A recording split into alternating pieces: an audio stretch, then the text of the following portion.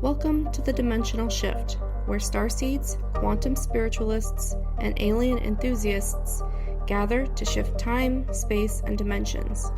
I'm Revi, your guide, and this is a universe according to me.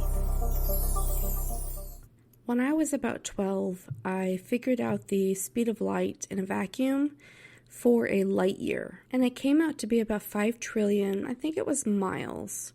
So for 1 year, for 1 light year, a beam of light could travel 5 trillion miles and reach its destination if it was within that 5 trillion miles.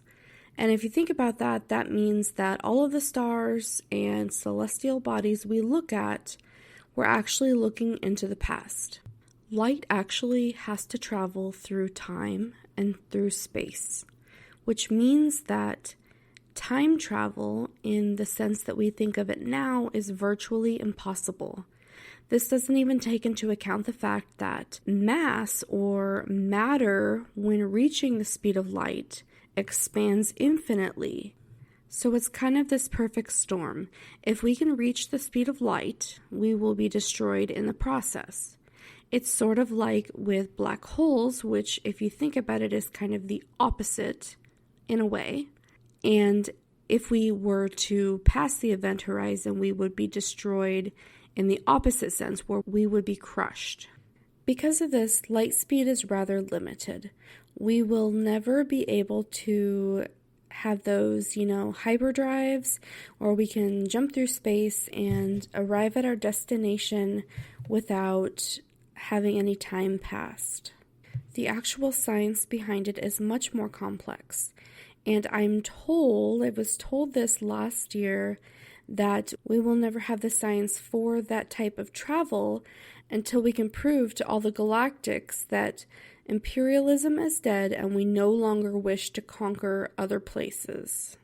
But we have access to a much more limitless type of travel or communication. The speed of consciousness is much more versatile than the speed of light.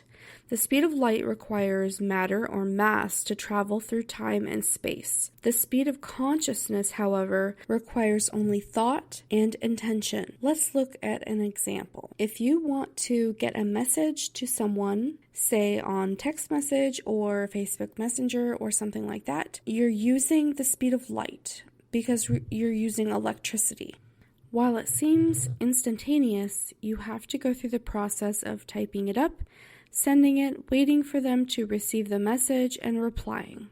If you were, however, to send a telepathic message, which is the speed of consciousness, you would not have to wait for all of those contingencies. You would simply send a message through your mind, they would receive it instantaneously, and be able to, assuming they were willing, be able to send a message back. A benefit that I've noticed myself when sending telepathic messages is that there is very, very little room for interpretation. There's very little room for error. And what you're intending to say is often received as what you're intending to say. And the person receiving it is often able to reply with very little interpretation. And once you grasp the concept of telepathic communication and communicating with your guides, you're able to send messages across the universe to other beings that transcend language barriers, and you're able to communicate with people and beings that you may not have been able to communicate with before. This opens up a whole new avenue for spiritual growth, connecting with the galactics, and channeling information that needs to be channeled into this world as part of our mission or your mission.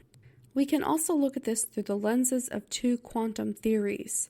The first being, again, quantum entanglement. The information that one particle has is instantaneously transferred to the other particle. And through this process, we have that speed of consciousness that allows us to transfer information very quickly across time, dimension, space, and realities. The other theory is related, but somewhat different. The theory is the holographic universe, which means the micro to the macro, or the macro to the micro. So the theory goes that we have the enlarged universe as a big whole, and that each time you fold the universe in half, whatever that means, each half of the universe holds the same data as the whole universe. And this goes down to the micro infinitum. So my cells hold the data for the entire universe.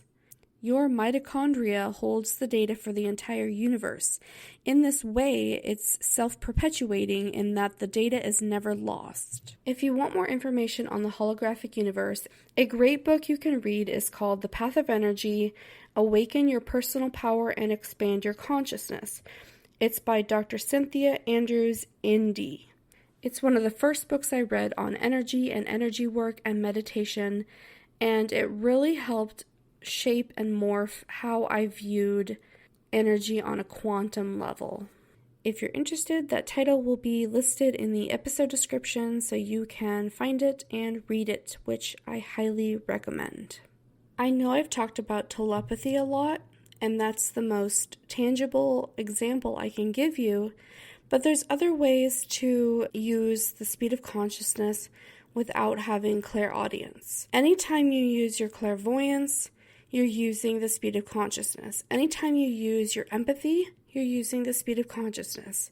Anytime you use a psychic skill that relies on your extrasensory perception, you're using the speed of consciousness.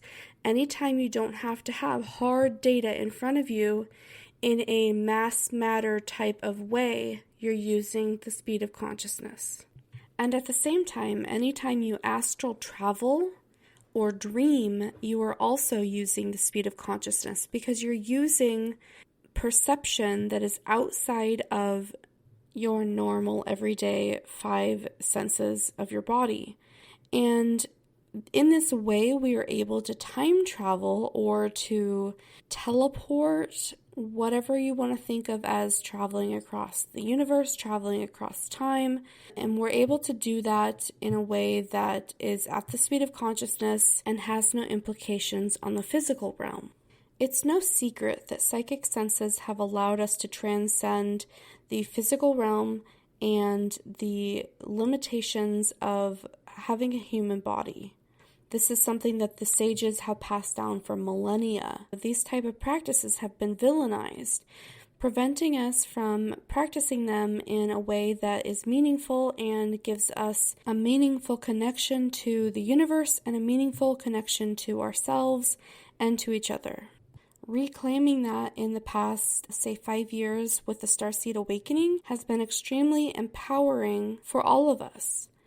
Being able to practice our psychic abilities without persecution has been extremely freeing, and being able to talk about aliens and starseeds has also been freeing.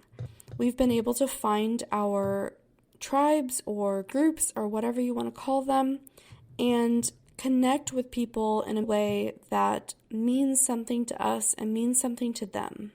So take some time this week to practice your psychic skills. Work on your telepathy, work on your clairvoyance, spend some time meditating and working on your astral travel as well. All of those things will help you connect to the galactics and learn how to time and space travel. All of those things tap into the speed of consciousness, which is our ultimate goal because that's the next stage in our evolution. Coming full circle here, I just want to say thank you so much for listening. I hope that you look forward to another Dimensional Shift episode coming soon. If you want to check out more of my stuff, I have a website, dimensionalshifter.com. It has a lot of the transmissions and the universal data that I'm downloading that is really helpful for putting things in this life in perspective. This is Revi signing off.